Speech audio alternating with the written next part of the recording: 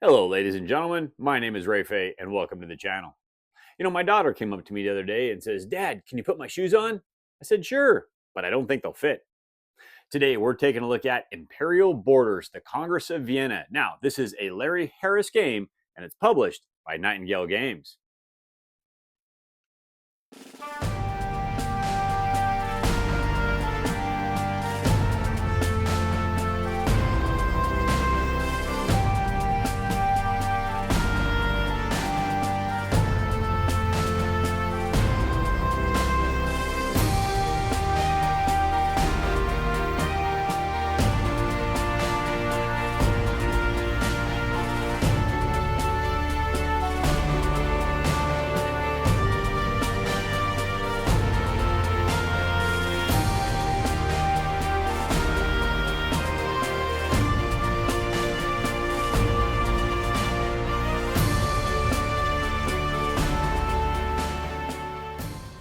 With Napoleon's abdication of 1815, it is now up to the six major powers to figure out how the borders of Europe are going to be divided. You're going to be using strategic diplomacy. You're going to be plotting secret orders, going into battles, having warfare all over the place. You may have a negotiation with one country one turn, and you're not going to be negotiating with the next turn because you're trying to blow each other up. You're doing whatever you can to try to better your country and get your borders spread out the best you can. All right. Now, this is a very long, big, huge game. As a matter of fact, I'm going to take this box. We're just going to tip it down, and it's still large, folks. Okay. But tell you what, I'm going to give you a brief overview of how to play the game. There is a ton going on inside this game, so I'm not going to cover all the really little minute details, but I'm going to give you a brief overview, but then I'm going to give you my final thoughts. All right, folks, no matter how I try, I cannot get myself in this box, in the screen, get the focal where I want. So you know what? Never had to do that before, but this game is huge. All right. So anyways, I'm not going to cover setup in this game. There's a lot going on in setup. Well, actually, I'll tell you what. I'm going to cover one thing in setup. Basically, the way setup's going to be determined is everyone's going to have their player board. I'm going to use Prussia's just for my examples, trying to figure everything out and everything else. But up at the very top, you're going to have a setup section. You're going to take that setup section. You're going to grab all your different figures that you're going to need. You're going to grab your infantries, your cannons, your cavalries, all your different cities. Now, some of the stuff is actually going to tell you exactly where you need to place it. Okay. So, for example, and I'm going to butcher these names. I'm sorry. You're going to put a minor fort fort in what? West Philea. Okay. I probably spelled that or pronounced that wrong. But anyways, some of the things like that you're going to do, all right, if it tells you where to do it. Otherwise, what's going to happen is everyone's going to grab all their forces and they're going to get all their forts out. They're going to get their ports out and all that stuff. And then you're going to take all the cards and you're going to randomize them. All right. And I'm assuming a 6-player game here because that is, to me, the best way to play this game. I'm going to assume a 6-player game. You're going to take all the cards and you're going to randomize them. You're going to see who's the turn order. Now, before you start placing your troops, what you're going to do is you're going to have, I forgot about this, you're going to have all your troops, and on your map board, you're going to put little dots where all your troops are going to go. You don't have to specify the exact troop that's going in that location, but you're just going to put a dot saying, hey, I'm going to put 1, 2, or 3 troops there. So no matter where you're at in the turn order, which is random at that first turn, you got to put something there equal to that dot. Okay, so then based on the turn order, you're putting your troops down. So you may think I'm going to put them like this one way, but then your opponent who's got a shared border with you may put their troops another way, and you may want to change your mind. But as long as you have 1 troop per dot, you're good to go. And that's all I'm going to cover in setup. Setup's not really that difficult in this game, okay? But it can be very involved. So what are you going to do in this game? In this game, there are 7 different phases per round, all right? Now, phase 1 is you're going to collect taxes. So what you're doing is you're basically going to collect 4 gold per capital. You're going to collect, 2 gold per major homeland territory and 1 gold per annexed territory. All right. Now, if you're Great Britain, you're going to get a bonus 2 gold. All right. So you're going to collect all your taxes, and that's going to be the money that you're going to have to spend. And a couple of nations, I think, are going to start off with some bonus money at the very beginning. Now, what you're going to do is you're going to plot your secret orders. All right. Now, so when you plot your secret orders, what you're going to do is you're going to take your map. All right. And you're going to write down how many units you have, just a numerical number of how many units you have in that location. You're going to draw an arrow to where you want those units to go. And then you're going to put a couple dots. All right. That's the order you're sending. So say you got 3 units in one location, you draw an arrow to an adjacent spot, and you put 2 dots, which means you're going to send 2 people there. Now, you can cancel orders later on, but you can't alter orders. So if you decide later on, it's like, oh, well, I only want to send this one guy there because somebody else did something else. Nope, you either cancel all the orders or you go forward with all your orders. But basically, that's what you're going to do. Now you're going to establish your turn order. So this is going to be you're going to bid gold for this. All right. So secretly, however you want to do it, under the table, however, okay, you're going to put a number of gold coins in your hand, and that can be 0. It doesn't really matter, because whatever you spend on this bidding, you will lose. All right. Now, simultaneously, everyone's going to reveal their hand. You're going to, whoever has the most gold, they're going to be able to determine where they want to be in the player order. Maybe they want to be first. Maybe they want to be last. It's sometimes very strategic to be last. Okay. But they get to determine where they're at in the player order. And you're going to go down. Now, say, for example, nobody bid anything. Okay. Or a couple people tied. Then what you do is take their cards, randomly put them up, and that's the turn order they're going to go in. All right. And you're going to go down the line and you're going to establish the order for that particular round. Okay. Now, what you're going to do is on turn order, okay, based on top to bottom, okay, is you're going to initiate all of your orders. So you're going to give your board to like your next door neighbor, whoever's sitting beside you, so that way you can kind of look at it as well. But they're going to verify that your orders are correct. If you screw up on one of your orders and say, oh, I'm moving this guy here or whatever, and it's a legal order, well, you know what? They don't move. Okay. Don't mess up on your orders, and that way you're good to go. All right. Now you initiate all your orders or you cancel all your orders. That's basically what's going to happen. Okay. And you're going to go down and you're going to continue doing this. Now, if people move into a location that's going to be annexed, you can put a token down there saying, hey, we want to try to annex this when it gets to that section. If multiple, people come into the same area, all right, then what you're going to do is there may be a combat there. So you put a combat token. So that just lets you know that there may be a combat, there may be annexation going on in these particular locations. Okay. But you're going to do that all the way around the board until everybody has taken their turn. All right. Now, once all that's done, now what you're going to do is you're going to, I got to constantly remember how to do things, but you're going to conduct all of your battles. Okay. Now, there could have been some pre-movement battles, but then after their movement, you might have some post-movement battles and everything else. So then you're going to check all your battles and take care of all of that. Okay. And we'll cover battles more here in a little bit. Once all the battles are done, then you're going to go to the annexation. Now, to annex a country, basically what you can do is you're going to grab one white dice per unit you have in a location, and you're just going to roll the dice. And you need to have one of the burst symbols, a blue or a red, doesn't really matter which one. Now, there's a couple countries that do have some little defenses on them. They'll have like a little, on the map, they'll show like a little half unit. You have to have 2 bursts in order to annex those countries. But if you successfully annex those countries, you're going to be able to put your flag in that location, and you're also going to be able to gain a half troop at the same time. Okay, so go through and deal with all your annexations. All right, now you're going to go to phase 6, which is what's called on parade. Now, on parade, what you're going to do is you're going to take the board and you're going to start figuring out medals. You're going to go down every one of the different columns and you're going to figure out who has the majority for every one. Okay, put down the number of points they're going to get. Who has the most, veteran land troops, who has the most veteran sea troops, who has, the most annexed countries, yada, yada, yada. Okay, once you have all those, you're going to total everything up all the way to the right-hand side. Whoever has the most points over there is going to get the main medal. I can never, for the life of me, remember what these medals. I would need 20 boards up here to remember what all this stuff is. But they're going to get basically the main medal. But whoever has the most points, they're going to get 3 prestige points. They're going to go up on the board. Okay, and if you're a tie, well, you're tied for those particular points. Okay, and you both get them. But you're going to figure out who's going to get your first place points, your second place points, your third place points. Whoever has, your main medals, your ad supremacy. I can't remember what it's called. Your add something medal. But whoever has that medal, they get to determine who's going to get a bonus prestige point. But it has to be someone who hasn't got a prestige point yet. Okay.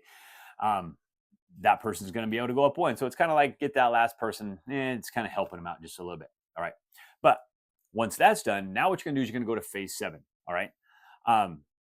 Well, let me back up 1 second. In phase 6, okay, at the very end of that, if you are in game round 5 or later, you're going to convey the Congress of Vienna. Okay. Now, the Congress of Vienna basically says everyone's going to vote. You're going to take your block and you're going to vote. Do you want to vote for war or do you want to vote for peace? If you vote for peace, then there's only going to be 1 more round. So if this is the 5th round and you vote for peace, 6th round is it. You're done. Okay. If you vote for war, then it's going to go 1 more round. And at that round, we're also going to have another vote again. You're going to keep voting. But at the most it's ever going to go is 9 rounds. Okay. So, but it could be shorter.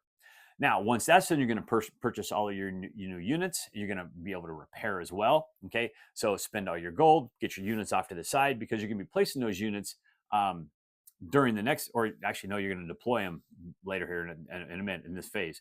So you purchase them, you're going to deploy them, okay? And then once that's done, now we're going to advance the game round, okay? So if this would have been the 5th round, there would have been peace. We'd have gotten to the 6th round. This would be 1 more round. If this was the very last round, then we're going to go into final scoring, all right? And in final scoring, basically when all that's done, you're going to count up all your points. You're going to get bonus points for medals. You're going to get bonus points for gold. I think the bonus points for medals. I might get confused on that one too. Like I said, there's a lot going on in this game. But anyways, at the end of the day, whoever has the most prestige points wins.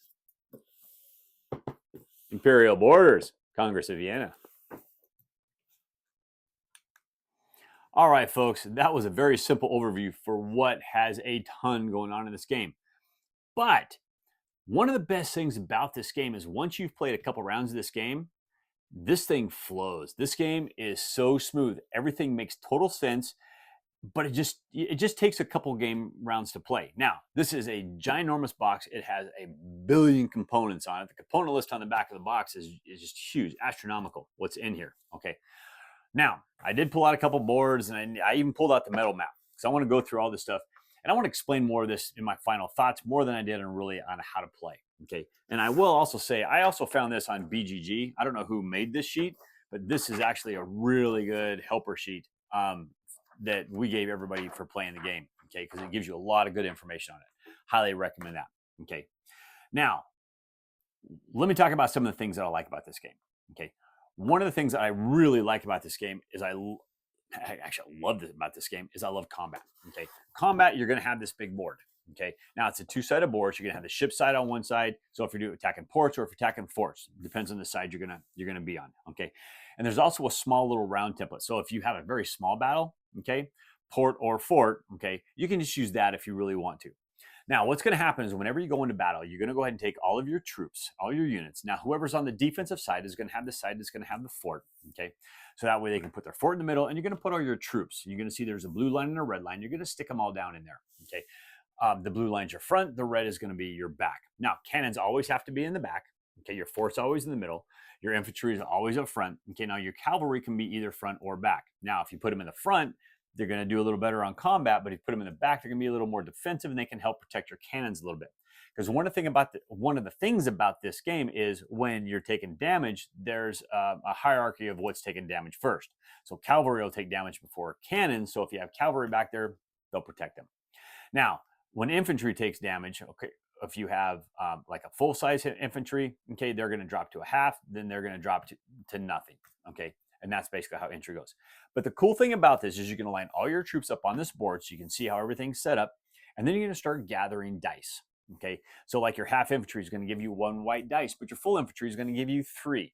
Cavalry up front, okay, in the blue section is going to give you 2 white, but they're only going to give you 1 white dice in the back.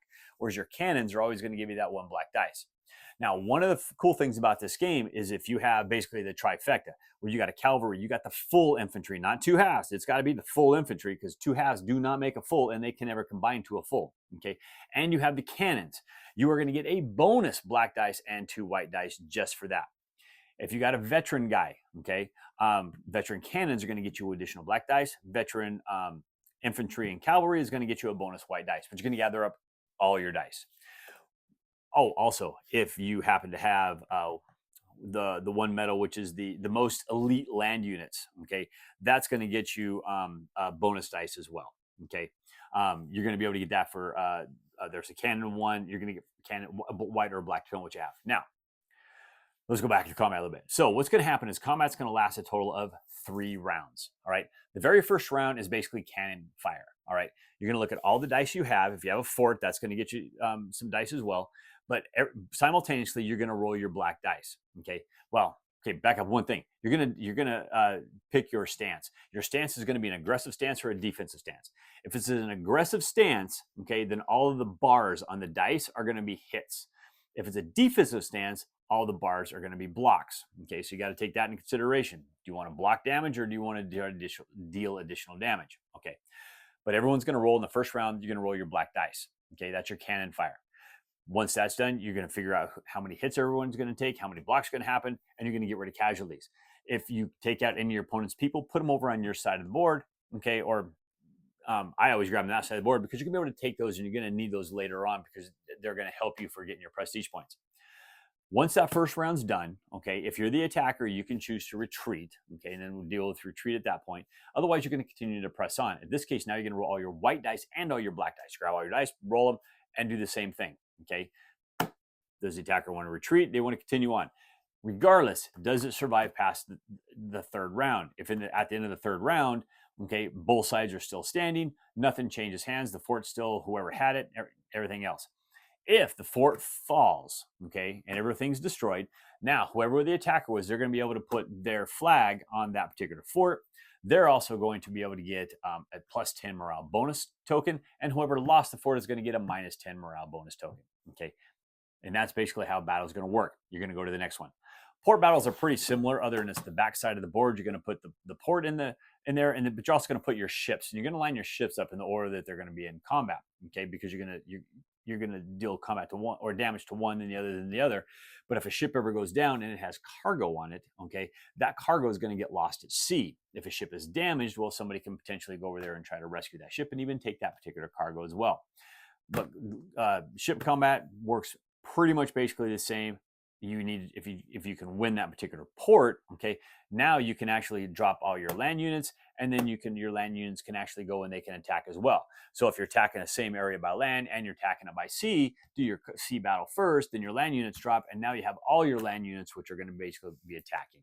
Okay, and there's a whole big thing on plotting orders and moving troops and how to do them through cargo ships and everything else. Oh my gosh, I could probably spend a couple of hours explaining different things on how to play this game because of that. Whew. But anyways, there you go. That was combat.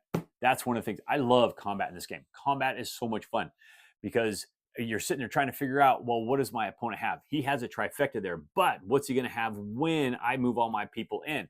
Am I going to beat him on initiative, or is he going to win on initiative? And now I'm going to have to go in there. I'm going to have to fight more difficult forces. How's that going to work? Combat is so much fun in this game, and it is tense. It is super, super tense because you're sometimes rolling 15 dice, it seems like, and just dropping all these dice down. You're seeing blanks all over the place. Your opponent's got hits all over the place. But the other cool thing I forgot to mention, was when you do your bursts on the land battles, if it's a red burst, it only hits the front line, but a blue burst, or no, red burst hits the rear line, blue burst hits the front line. Okay, so if you got everybody in the front line, all right, and your opponent rolls nothing but red burst, you're like, oh yeah, man, they survived another round. But you know what? That was combat back then. Okay, now the other thing I like in this game is I like this medal chart. Okay, this little guy right here. All right, now there's 5 different medals you can get. Okay, so basically you're going to count up your morale every turn. Whoever has the most morale. Now morale is, you're basically getting your morale from combat. Okay, there's a chart. It's on, I think it's on the main map, and I believe it's on one of these other ones. It's on here as well. But you're going to get points based on your units. Okay, like half infantry, for example, is 4 points. But if you can take out a frigate, that's like what, 10 points. Okay, and you might have those tokens, those plus 10 tokens, minus 10 tokens. But you're going to add up all your morale points. Now, whatever your morale point total is, divide that by 10, and that's what you're going to get. Drop fractions. Okay, so if it's 47, well, you get 4 morale points. Okay, but that's how you're going to figure that. Whoever's going to get the most morale, okay, is going to get that medal, but they're going to get 5 gold for doing that. All right, whoever has the most annexed territories is going to get that medal and 5 gold. Now, if there's ever a tie, okay, then, and even if somebody already has the medal and someone ties, you know what? The medal goes back. Nobody wins it. It is an outright victory. You either win it or you don't win it, but that's how it is. Okay. You got the most homeland territories. So the most homeland territories is pretty much decided at the beginning of the game. So you already know where everybody is. So if you want to increase your homeland territories, you got to go take out somebody else's homeland for it. Okay. Once you can take that out, that can become your homeland territory. And then you're going to get the 5 gold. You're going to get the medal for that. Okay, you have the most elite land units. Okay, so you're going to get double dice bonus for elite land units whenever they're in combat.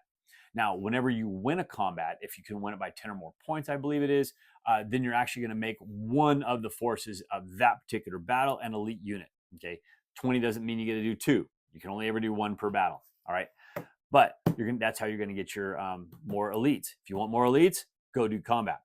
You're going to get the most elite ships. Okay, now some countries really don't start off with any ships, so they're going to have to buy them. Some countries start off with more ships, but whoever has the most elite ships is going to be able to get that dice, and they're going to get the bonus for that medal as well. You want elite ships? Go attack ports. But then what you're going to do is you're just going to add everything up. Okay, so your most medal points, okay, your annex points, everything else basically is going to get you, like I said, that end score.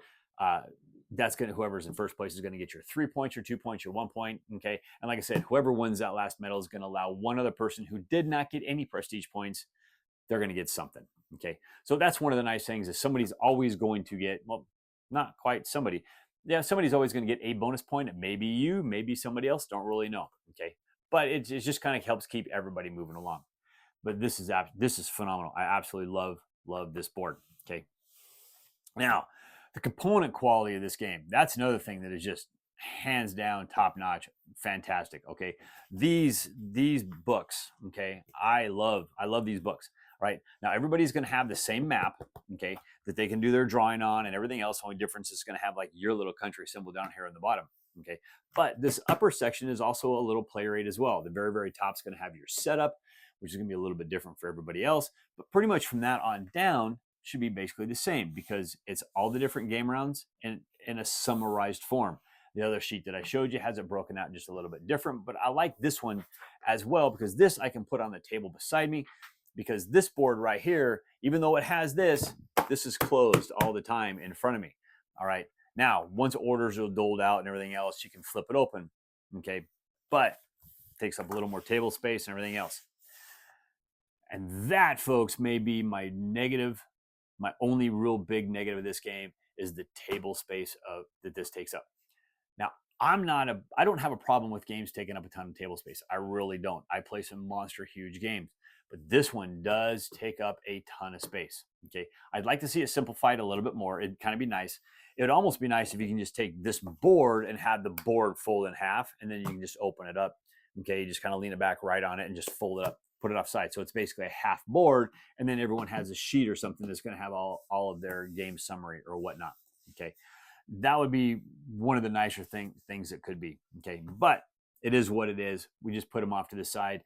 You have a box that's got all of your tokens in it. That's over in your play area as well. The map is super ginormous. It's like 44 inches by whatever. It's huge. Okay. Everything in this game is big. Okay. This game is one monster table hog. But I will say this, ladies and gentlemen, out of all the war games I play, and I don't play a ton. I've played more war games since I've been gaming with Cody on the Discriminating Gamer than I've ever played before in my entire life. I was never a big war gamer. This has got to be probably my favorite war game and the best war game that I have played. I've played a ton of the Axis and Allied games. I've played tons of GMT games, Worthington games, everything else. A lot of hex and counter type games. But for actual true historical war games, this has got to be my favorite. Now, for really super long war games, hands down, this is number one. All right. I've played War Room by Larry Harris as well, and I liked War Room. War Room it seemed like there was a little more to War Room than what I really wanted, but this one is really, really good. Now, one of the cool things about this game, okay, and I'm going to bring one more really good thing that I like about this game into play before I end this. All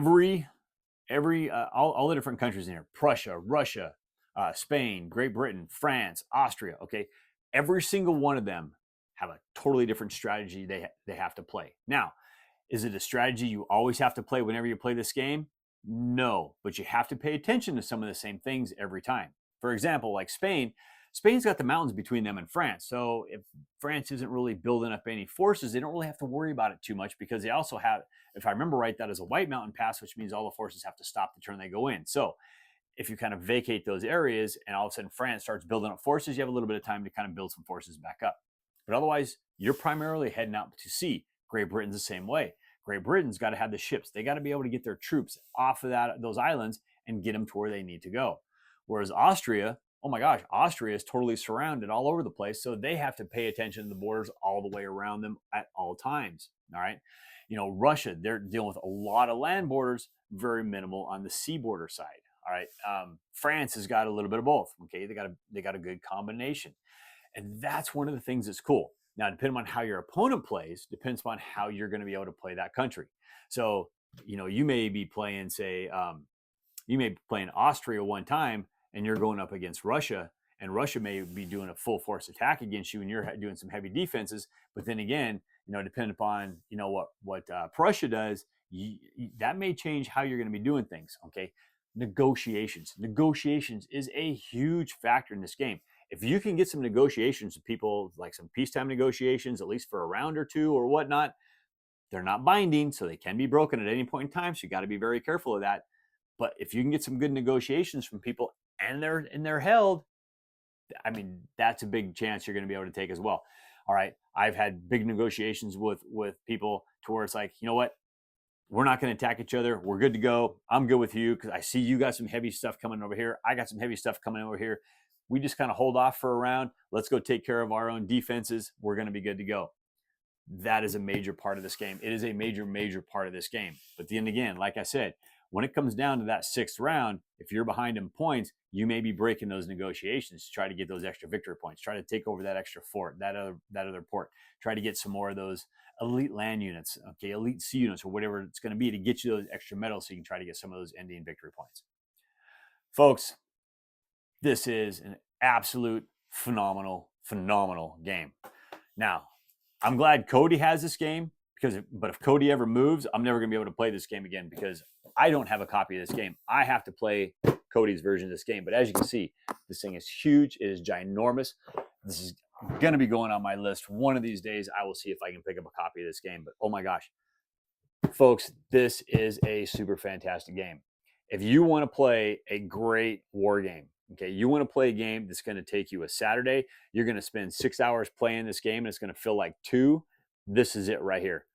This game is phenomenal. It is so much fun to play. The negotiations, all right, the combats, the battles. I mean, even when somebody else is in combat and it's not yours, I mean, you're watching it because you want to know how that combat's going to turn out because that may affect how those forces are going to be going up against you. So you are invested the whole time. And if you're not invested in this game the whole time you're playing, you're going to have a hard time keeping up.